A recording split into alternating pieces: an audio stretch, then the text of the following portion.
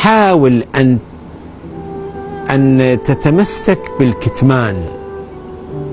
كتمان شنو؟ أي عمل تسوي لا تنشره، أي عمل تسوي لا تقوله. أنا عندي هذا وعندي هذا، لا تقول. اكتموا أشياءكم. هاي للأسف أشوفه رايح سفرة وأنا كذا، ويسوي مشاوي، وبني جاء نسوي كباب، وفلان مثلا ولدت له مدري ايش وطلع صورته. هذه صحيح الإنسان يقول يا أنا دراوي أني مرتاح، بس أعرف أن هناك أيضا حساد، هناك مغرضون، هناك ما يحبون الخير إلك، ما يحبون الخير إلك. ليش أنت تبين أمورك؟ استعينوا، الرواية عندنا عن الإمام الصادق، استعينوا بأموركم على الكتمان. تريدون تخطبون وحدة لا تقول، لا تكلمون، والله راح نروح نشوف فلانة وراح نشوف فلانة.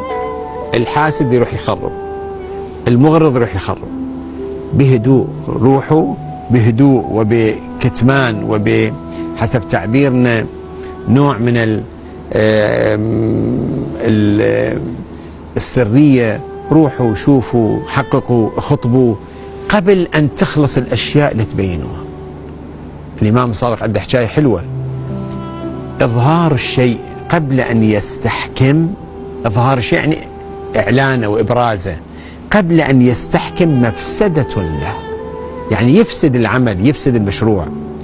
فأنت تستعين بأمرك بالكتمان بخصوصيات، ولا تبثون، لا تحجون.